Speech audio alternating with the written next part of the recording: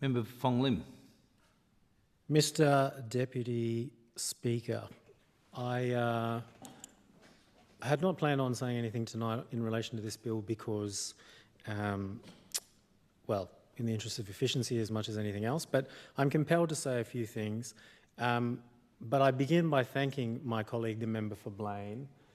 I think what he's just contributed to the debate evidences that there are people on this side of the House thinking about economic vision, economic alternatives, economic possibilities. There is not an absence of a plan, but a contest of ideas regarding our economic futures and how to go forward. I want to particularly thank the member for Johnson for her contribution. I appreciate that she's done a lot of homework in communicating what she's communicating tonight, and in large measure, I agree with many of the things that you have to say, and that is why I find it so difficult to vote for this bill tonight, because I worry that we will not restrain spending going forward. But I'm equally mindful that this is not a position that my learned colleague, the Treasurer, has asked to be put in. This is a position that we have absolutely inherited from decades of fiscal mismanagement, and particularly egregious fiscal mismanagement over the last 8 years of Labor governance. Mismanagement, overspending, I mean, I've talked about it since day one in this House and articulated what's gone wrong where and how I think it could be addressed. But I think whilst I enjoyed very much the Leader of the Opposition's remarks tonight, for their comedic value in the most part, they are historically revisionist, because the fact is the books have been ground into the ground on the basis of fiscal mismanagement, gross either malice, ineptitude or negligence when it comes to our economic affairs over a long period of time. I am, as I said from my maiden speech onwards, economically rational, fiscally conservative, socially liberal, and perhaps I'm finding more fiscally conservative than some of my peers within the government. But I recognise at this point that the choice is being made by the government to not pull the handbrake fast and depress consumer demand and spook the horses, as it were. If the government were to make egregious cuts, if they were to not repeal the debt ceiling, then it's inevitable that they would hit it, that they would have to report on it, and that spending and borrowing might be curtailed and affected. And so I support my learned colleague, the Treasurer, in his effort to not spend our way out of the problem, but continue to spend in the short run to soften the landing of bringing some integrity back to our economic position.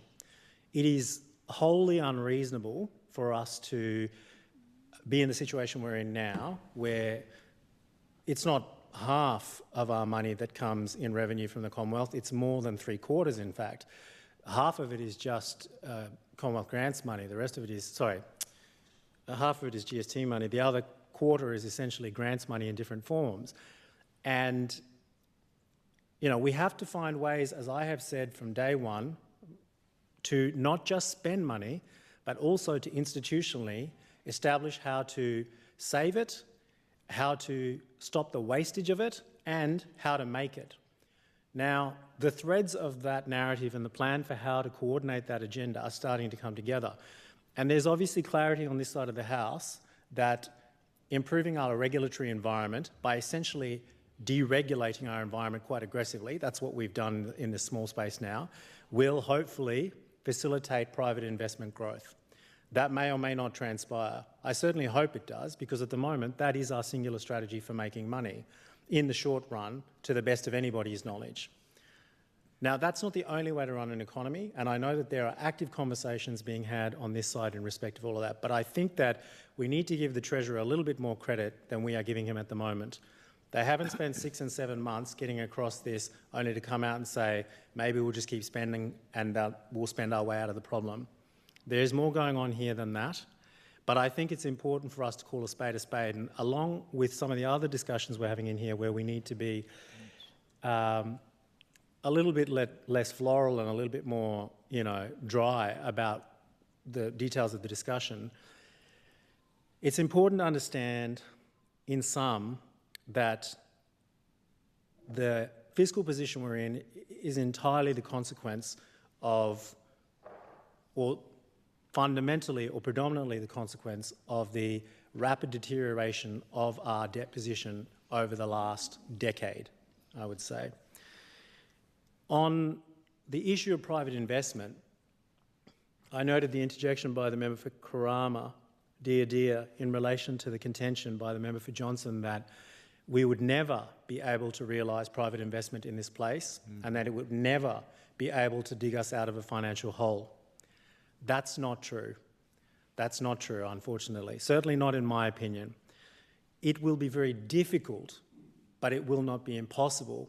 And in actual fact, it has been the common aspiration of multiple governments in the Northern Territory over decades to try and wean ourselves off the public purse by growing private sector investment and enterprise.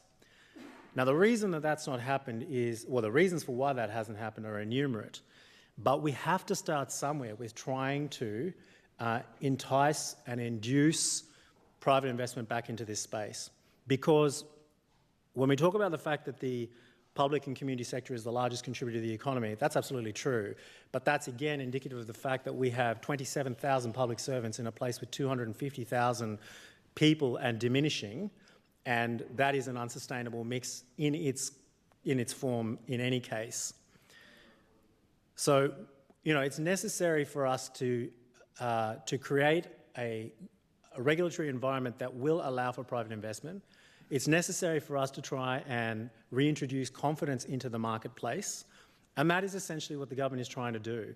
I mean, I'm not thrilled with the nomenclature, but when the Deputy Chief Minister says "drill, baby, drill," I think what he's really doing is, in his way, saying that we are pro-sustainable resource development, that if we could just realise this, if we could go forward meaningfully, then, well, I don't think so, because I'm the one that has the conversations with him about this. And at the end of the day, both sides of this House have had a common aspiration over a very long time to try and realise resource extraction, whether in natural gas or in mining. And so it's completely useless to sling mud on either side now about not wanting to own that agenda.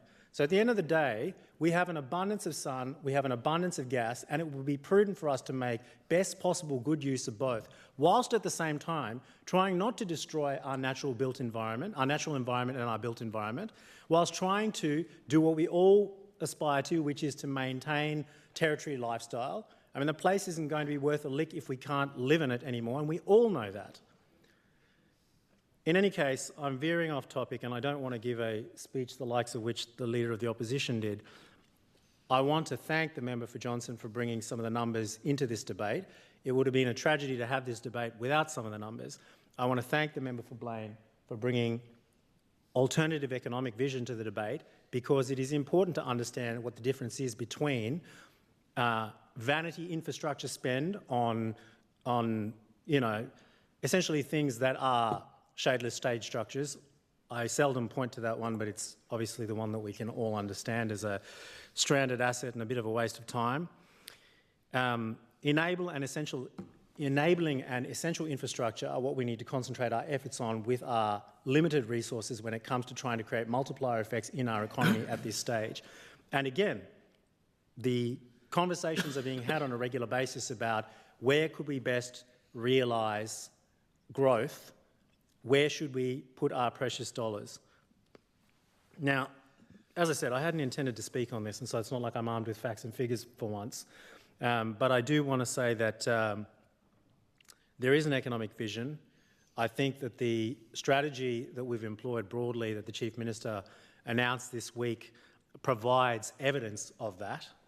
And we have to be patient with a government that is less than 8 months into its tenure, versus a government that was 8 years into a run of fiscal mismanagement, to at least see where the cards fall and to give the government and the Treasurer in particular the benefit of the doubt in that regard. I believe we can realise private investment growth in this place. I believe that fiscal discipline will be required in order to do it. I believe our debt position is almost entirely the fault of the last Labor government, as I have said repeatedly in this place. And so while I am philosophically ill at ease with the idea of repealing a debt cap, I appreciate that, as I said, at the moment it's about creating a short-run, smooth correction with the hope of providing better fiscal management and, I hope, integrity and transparency going into the future. Thank you, Mr Deputy Speaker. Thank you, Member for Fong Lim.